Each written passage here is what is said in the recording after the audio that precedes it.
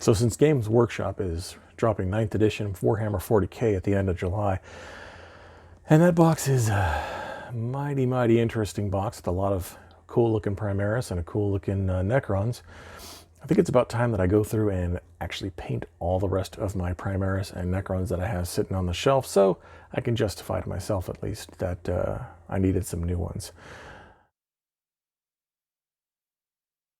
Today I'm going to be painting a Necron Immortal in the Sautekh Dynasty scheme of paint color.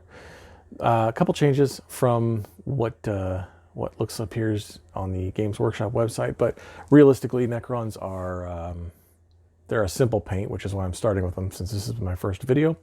And being my first video, I took my best shot at an intro, so hey, let's roll that now.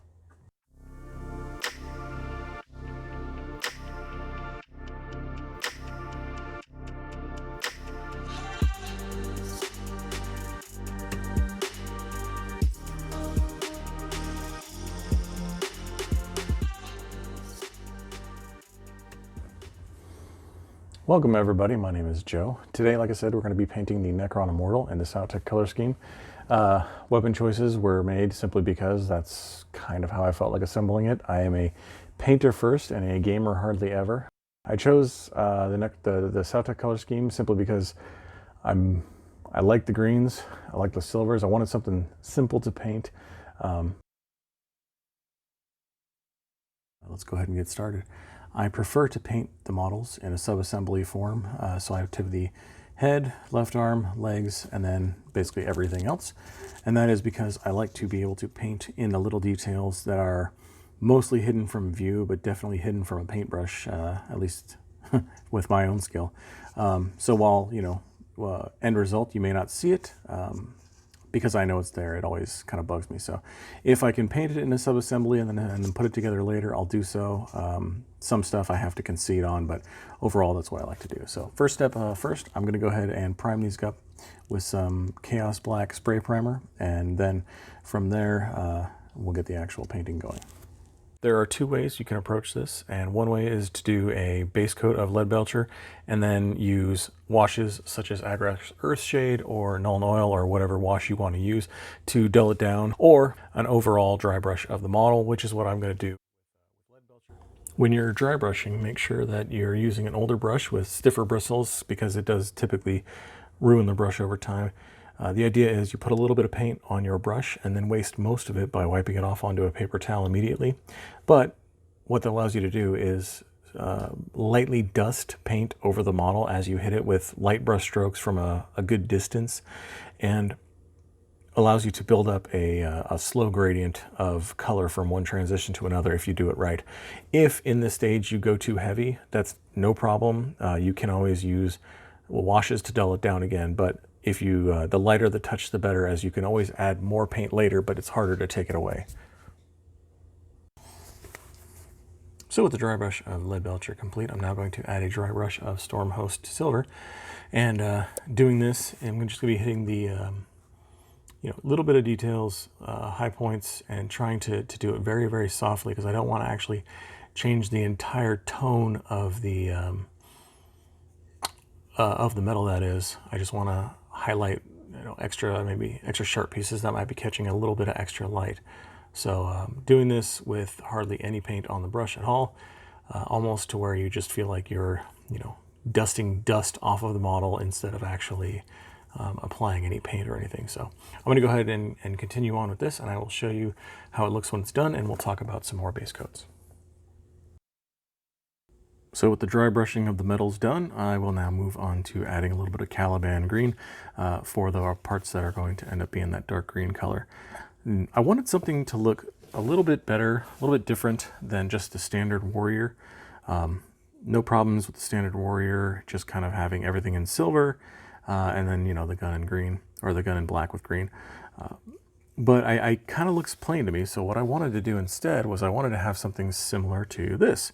And this guy has, he's got green shoulders, which looks great, and then he's also got these plates, which are almost like hip guards or some sort of just extra bulk that gets added, which I painted in green. And I think it makes it look pretty good. It's overall, I think, a pretty sharp model. Now, when I did this on my test piece, let me move this over here. When I did this on my Immortal that I started with, you know, up here, got these nice big beefy shoulders, all in green. I think it looks great. Literally stands out. And then you got the pieces down here, which, I don't know, it kind of just makes it look like he's wearing shorts, or like a biker short almost.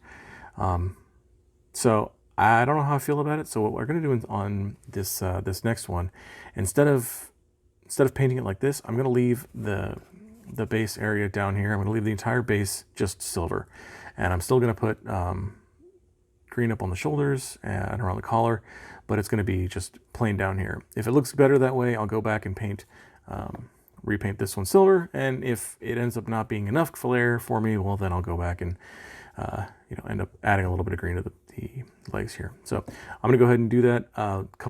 You can see that within, you know, the green goes behind the neck, which is actually why I don't have the head glued in yet. Again, you're not really going to see it, so unless you're really, really looking for it. So you can have the head glued in if you already do, that's fine. I don't, so I'm going to be able to hit those pieces, and I will come back with base coats of green done. So that is the Caliban green completed. The shoulders are now done, aside from the shading and highlighting, but I also painted the hoses back here, as well as the couple of details on the weapon that are going to end up in a lighter shade of green, simply because it's easier for me to paint up from that green than it is from a pure black. Next step is to get a base coat of the Abaddon black that is done here on all the weapon portions, which are going to be black. So I will do that and be right back. So that is the Tesla carbine mostly done. The little bracket here holding on the canister, as well as the whole case handle across the front, and then, you know, the backside has the same things. The chest piece here as well was done in black, and that'll get some highlights later on. So now what I'm going to do is I'm actually going to swap over to the headpiece, because it is it's actually pretty quick. The only thing major we have to do here is we are going to we're going to base coat in Celestra gray in the center here. Let's thin that paint down a little bit, but so we're going to paint in just this center here, and try not to get in the channels there, but if you do, you can always go back with a little bit of Nuln Oil and make sure they're nice and dark. So yeah, we're just going to paint in this piece here with Celestra gray first, and then we are going to cover that with some Ulthuan gray layer paint later on, and then you know, we'll get to the highlights, but that is as simple as it gets right there to finish. And I think that's the last base coat that needs to be done on this model. So I will then put it together, throw it back on the turntable, and kind of give a recap of where we're at. So with that done, actually, you know what, while we're here, while I've got you, let me do a little bit just in here. Make sure we get a nice solid base coat. Okay, but while we're here, a little bit of Pallid Witch Flesh, or actually any light color you have that'll darken up with glaze. I'm going to go ahead and hit the eyes best I can without hitting the rest of the model. So the way that I do these is, see how I stabbed at it like 3 or 4 times before I even got it. I almost want to just pretend like I'm not painting it at all, or that I'm afraid to even touch it, because realistically I kind of am. So, oh, there, see, barely got it. And so you barely just want to touch, the little raised portion that's in the eye socket. Maybe go back and do this one another little bit. And it doesn't take much. Make sure your paint is thinned down enough so that it it's you know, it transfers well, but not so thin that it actually, like, you know, goes in and fills the eye socket. So that is the last base coat, and I will now let me see, I'll put it back together, put it all together, and show you what it looks like. With all the base coats now completed, it is time to start doing a little edge highlighting. I'm going to begin edge highlighting with Warpstone Glow, and the method I'm going to be using, like I said, is edge highlighting, and I'm going to be using, you know, just the side of my brush to try and find the very highest point like this. And if you just draw a straight line down like that, you can get a nice clean line really quickly. You got to get a little more creative when it is something like these lines here on the back of the shoulders, because you can't quite drag it at the angle you want. But luckily, if you do make a mistake, you can, since we didn't do anything fancy here, it's just Caliban green, you can just go back and let me do this. There, I messed it up. So because I now have a big splotch of green there that should not be there, I can go back and once, I'm just going to finish up the rest of this highlight. So now I can go back with my base coat again, really thin. Don't do it too heavy. But so what we'll do is we will simply go back and just paint over that, and right up to, let me see if I can get it even closer, right up to that highlight edge. So if you were really shaky, or if you paint like me and you have concentration for about 90% of the time and then you just completely screw up, you can always go back and fix it easy enough, just like that. If it is a piece that you have used a shade on, or if it is something that is like dry brushed, it becomes a lot more difficult. It is still possible to fix errors like that, but just know that if you're painting something that you put more effort into getting it to a specific color, just make sure you're spending a little more time when you're doing the actual highlights.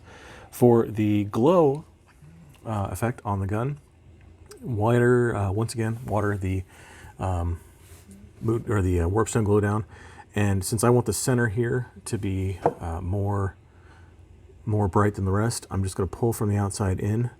And you can do this by thinning down your paints with water. You can do this with an airbrush. You can do this with in a box with a fox, etc. Or the other one is the Lamia medium, or like an airbrush medium.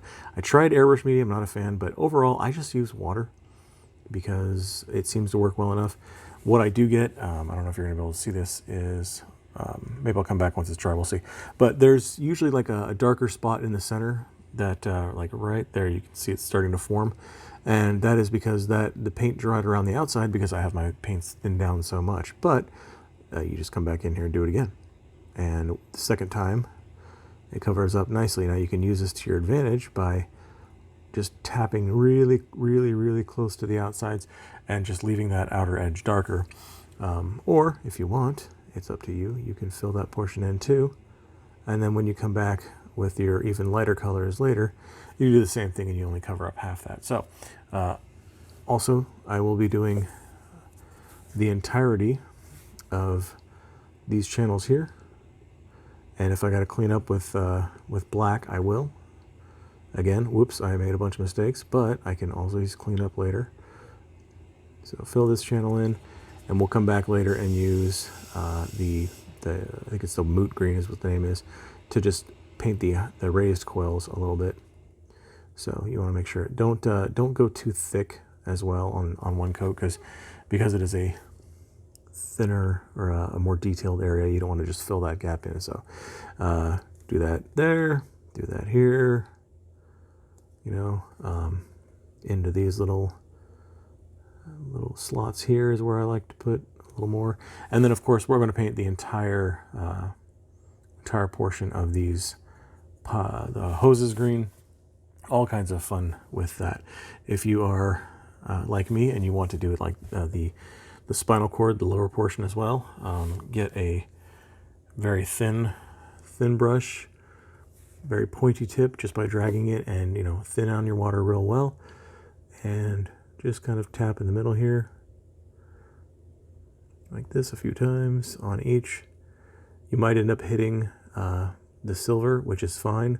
You don't really need to go and fix that later. If you've thinned down your water or your paint enough, then it may just kind of resemble a glowing effect. But for the most part, this is a very small detail that only you may even notice until you point it out to somebody. So I think it looks good. We'll paint the rest, and I will show you what all of this Warpstone green highlighting ends up looking like.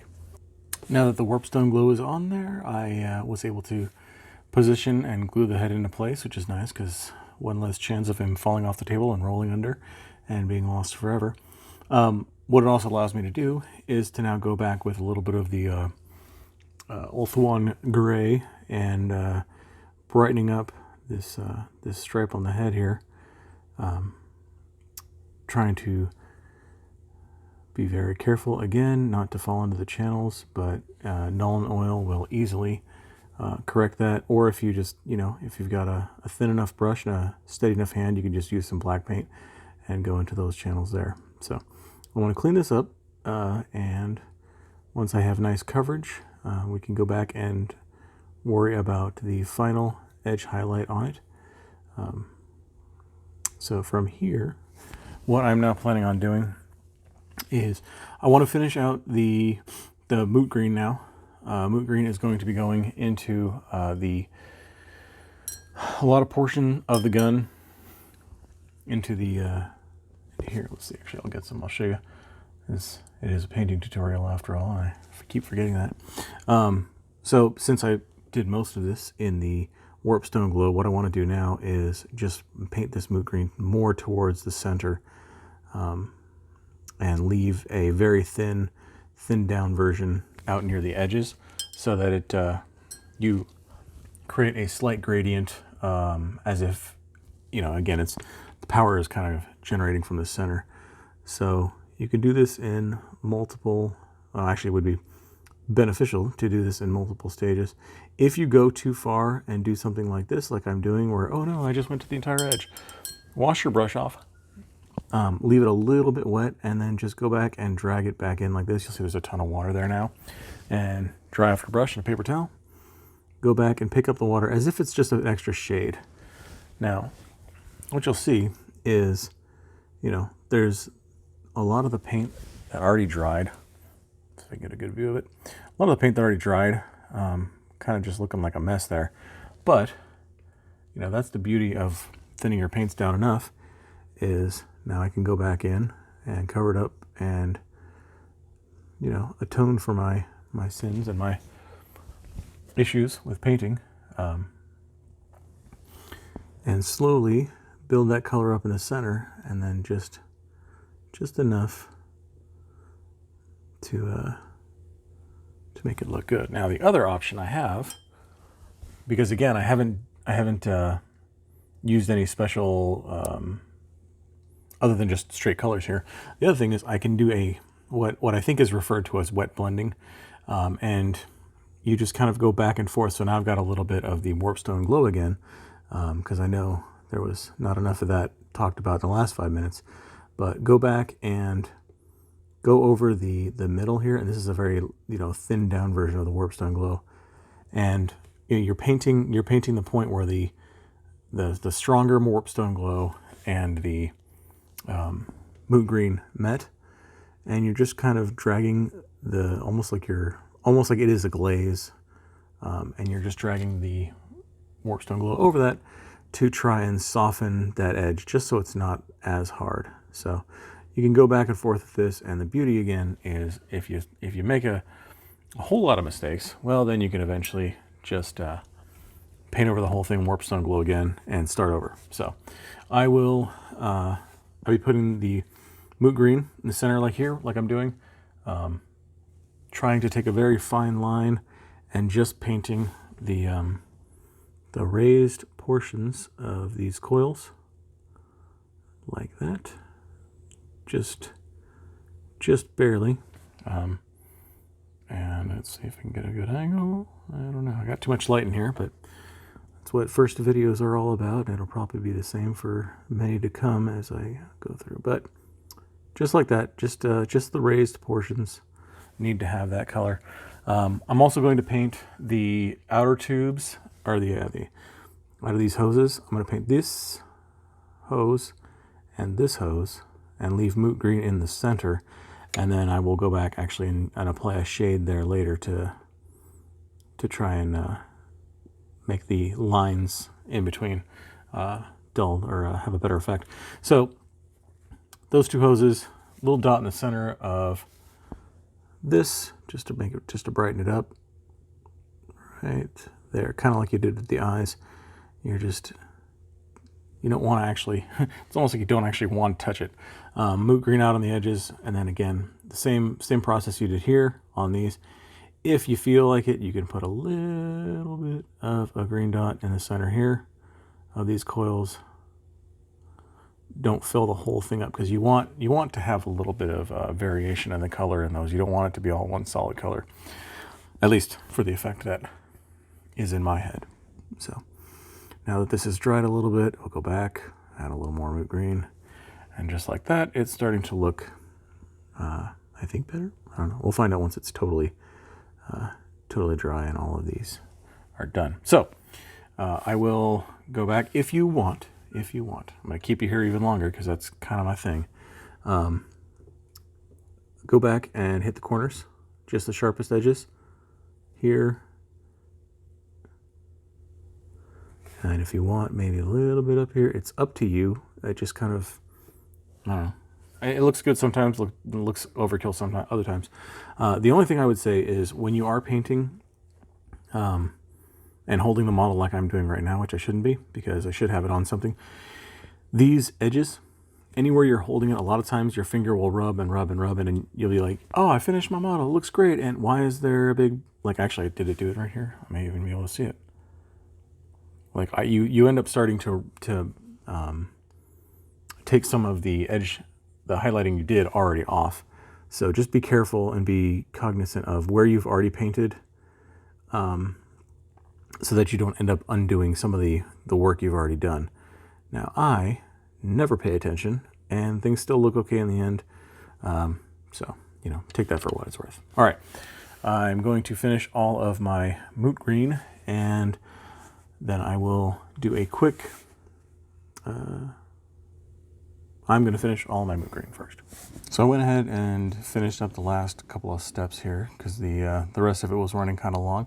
The steps that are now completed, I put a little bit of the Beil-Tan green shade just in between the pipes, just to make that definition a little bit greater.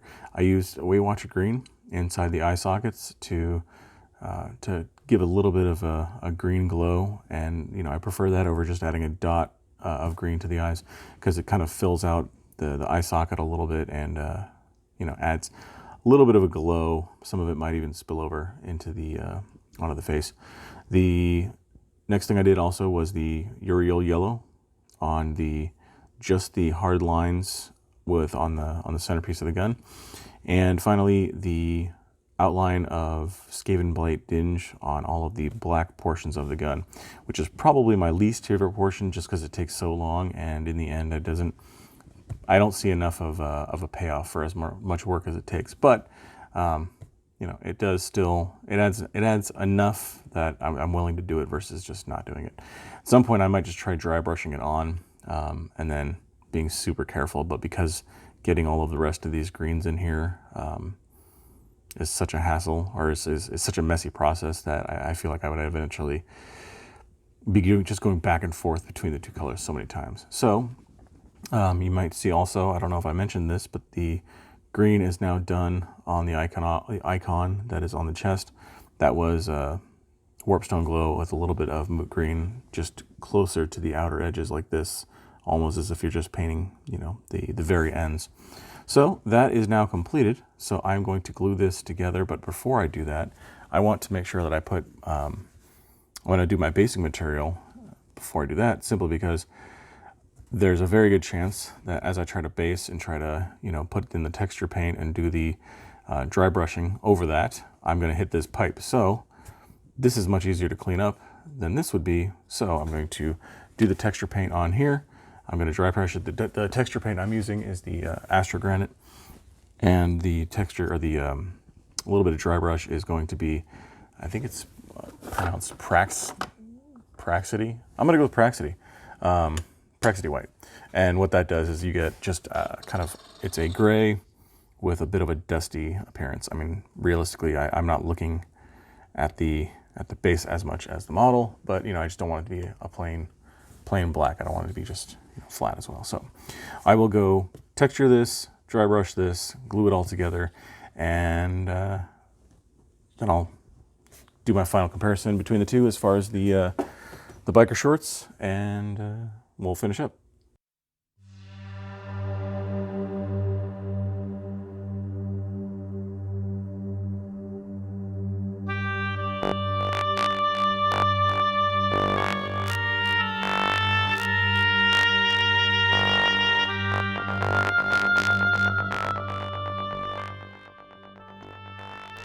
And with that, we come to the conclusion of the very first episode of Rosham Joe Paints. If you have any questions or comments on the model, let me know. Any suggestions on what to paint next, or how to paint differently to try to improve my own set of skills would be greatly appreciated.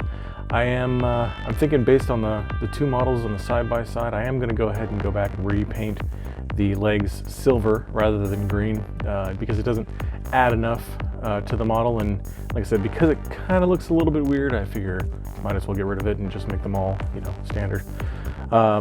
Thanks for sticking with it if you made it this far. I know that there's a bit of rambling here, but hopefully you got a couple of tips, tricks, or at least some entertainment while you were here. So if you liked it, go ahead and stick around for the next one, whenever that's going to be. Go ahead and subscribe, like, do all those YouTube things that everybody suggests. So with that, I will sign off until the next one. See you later.